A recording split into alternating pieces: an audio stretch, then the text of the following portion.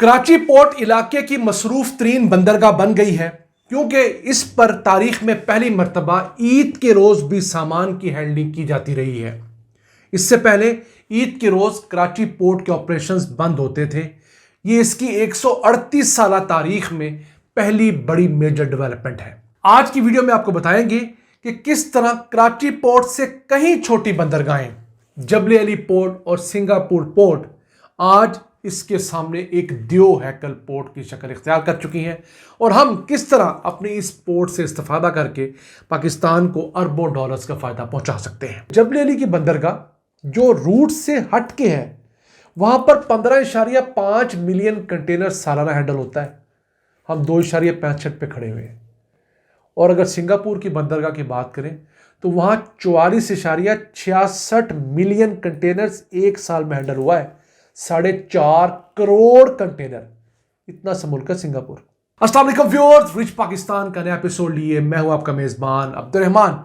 तमाम नाज़रीन को ईद का दूसरा रोज़ भी मुबारक हो। गुज़िश्ता रोज़ कराची पोर्ट ने अपनी 138 साल तारीख में अहम संग मील अबूर किया है क्योंकि ईद के दिन भी कल कराची पोर्ट मुकम्मल ऑपरेशनल रही है। इस पोर्ट ने अपने ऑपरेशंस का आगाज़ 1887 में शुरू किया। कंस्ट्रक्शन इसकी 1880 में शुरू हुई थी। 7 साल लगे कमोबेश इसे कंस्ट्रक्ट होते, लेकिन ये ईद के दिन हमेशा बंद रही। लेकिन गुज़िश्ता रोज़ ईद के दिन इसके 2 बड़े कंटेनर टर्मिनल्स मुकम्मल तौर पर फ़ाल रहे, जिस पर कंटेनर्स आते भी रहे और जाते भी रहे। कराची इंटरनेशनल कंटेनर टर्मिनल और साउथ एशिया पार्क टर्मिनल, ये दोनों ऑपरेशनल रहे। इस पर मजमूई तौर पर 3 कंटेनर टर्मिनल्स हैं। अब कराची पोर्ट पर सिर्फ पाकिस्तान के लिए सामान नहीं आता, बल्कि अफगानिस्तान के लिए भी आता है। कुछ सामान सेंट्रल एशिया के ममालिक के लिए भी आता है। लेकिन अब बहुत सारी शिपिंग लाइंस मशरक़ वुस्ता का सामान भी हमारी कराची पोर्ट पर उतार रही हैं।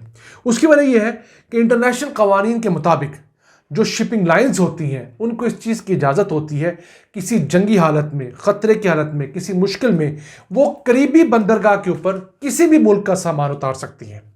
तो इसका फ़ायदा उठाते हुए शिपिंग लाइंस किसी भी बंदरगाह तक जा सकती है। लेकिन फ़िलहाल अभी वो हमारी कंसेंट के साथ इस बंदरगाह पर मशरक़ वुस्ता का सामान उतार रही है और पाकिस्तान से दरमियाने दर्जे कंटेनर शिप्स के ज़रिए, जिन्हें फीडर शिप्स कहा जाता है, यहाँ से सामान जो है यूएई की खुर्फकान पोर्ट तक जा रहा है। और खुर्फकान जो है वो शारजा की टेरिटरी है यूएई की, और वहाँ से बाई रोड जो है शारजा और यूएई में सामान जाना शुरू हुआ है। अब अगर बात करें कराची पोर्ट की सालाना कंटेनर हैंडलिंग की कैपेसिटी की, तो वो 4.25 मिलियन कंटेनर है, जबकि गुज़िश्ता बरस इसने 2.65 मिलियन कंटेनर्स हैंडल किए। यानी कैपेसिटी का सिर्फ 62% हैंडल किया। अभी भी 38% कैपेसिटी रहती है। तो हमें इस कैपेसिटी को यूज़ करना चाहिए अरब ममालिक की शिपमेंट्स भेजने के लिए। हम बात करें सिर्फ हमारी कराची पोर्ट की, इसके पैरेलल हमारे पास पोर्ट कासिम भी है। वैसे तो वो बल्क कार्गो के लिए है, सीमेंट मंगवाने के लिए, कोयला मंगवाने के लिए, फर्टिलाइज़र मंगवाने के लिए, लेकिन वहाँ पर भी कमोबेश कोई 1.6 मिलियन कंटेनर्स सालाना संभालने की कैपेसिटी है। अब यहाँ पर बहुत सारे नाज़रीन सवाल पूछते हैं कि ग्वादर पोर्ट का आप जिक्र क्यों नहीं करते। ग्वादर पोर्ट बिल्कुल है, ऑपरेशनल है, लेकिन वहाँ पर सिर्फ 3 बर्थे हैं। कराची पोर्ट के ऊपर कोई 38 बर्थे हैं। इससे अंदाज़ा लगाइए कि ग्वादर पोर्ट अभी भी बहुत छोटी है। और ग्वादर पोर्ट के ऊपर जो कंटेनर्स को हैंडल करने की कैपेसिटी है वो सिर्फ 1 लाख कंटेनर्स है।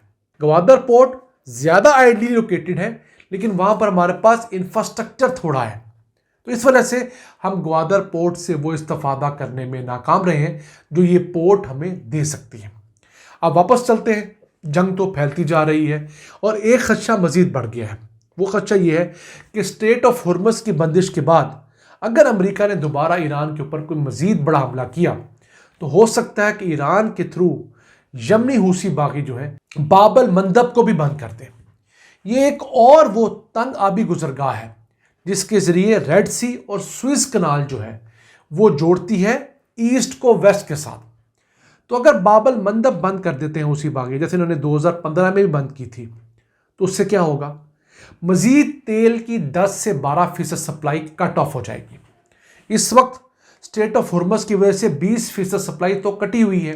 अभी मज़ीद 10-12% तेल की सप्लाई बंद हुई तो अब अज्यूम कीजिए कि 30% तेल अगर इंटरनेशनल मार्केट में नहीं पहुंच पाएगा तो फिर क्या होगा?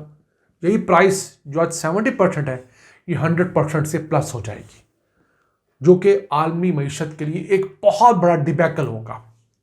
अभी सिर्फ ये नहीं है, यहां से सिर्फ तेल की तरसील नहीं होती, बल्कि यहां से कुछ दुनिया का 10% के करीब कार्गो भी गुजरता है। तो अब वो कार्गो जब रुक जाएगा, सीबॉर्न ट्रेड जब रुक जाएगी, तो बहुत बड़ी मुसीबत होगी।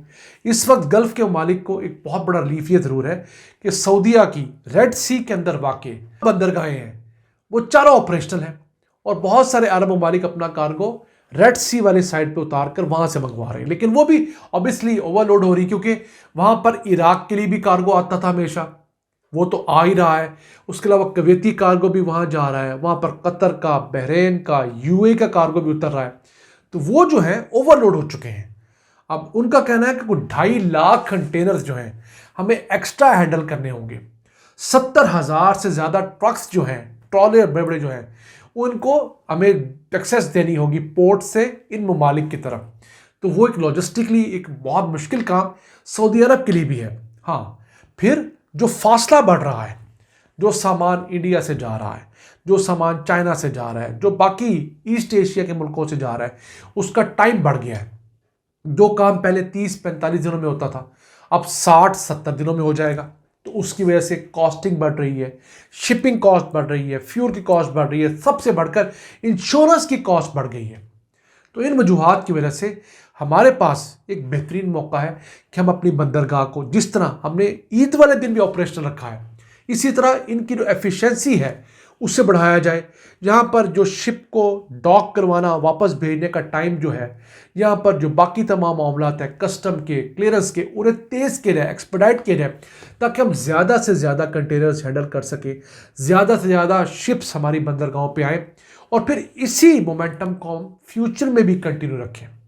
क्योंकि ये जो तनाज़ा है ये फ़िलहाल कोई जल्दी सेटल होता बज़ाहिर नज़र नहीं आ रहा, लेकिन हमें चाहिए कि हम इस अहम मौके से फ़ायदा उठाएं, अपनी कैपेसिटी को इन्हांस करें, वहाँ बैठ जाएं और वहाँ पर जो जो लकूनास हैं, जो जो हमारी कराची पोर्ट के ऊपर कमियां कोताहियाँ हैं, कोई कानूनी तब्दीली करनी है, वो तमाम करें, ताकि कम से कम हम यूएई, कुवैत, कतर, बहरीन, इनका सामान तो अपनी पोर्ट से भेजें और इनसे पैसे कमाएं। इन मुल्कों ने हमारे नाम पे बड़ा पैसा कमाया है।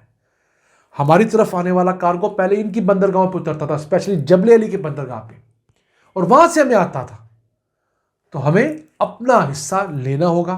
फिर आप ये देखिए ना कि जबले अली की बंदरगाह जो रूट से हट के है, वहां पर 15.5 मिलियन कंटेनर सालाना हैंडल होता है। हम 2.65 पे खड़े हुए हैं। और अगर सिंगापुर की बंदरगाह की बात करें तो वहां 44.66 मिलियन कंटेनर्स एक साल में हैंडल हुआ है। 4.5 करोड़ कंटेनर, इतना सा मुल्क है सिंगापुर, और हम 25 करोड़ का मुल्क है। हमने सिर्फ 26,50,000 कंटेनर्स हैंडल किए। तो नाज़रीन, ये था आज का एपिसोड। हमें उम्मीद आपको पसंद आया होगा। अपनी सजेशंस, अपनी आराज़ से हमें आगाह रखा रखें। अपने मेज़बान अब्दुल रहमान को इजाज़त दीजिए। अल्लाह निगहबान।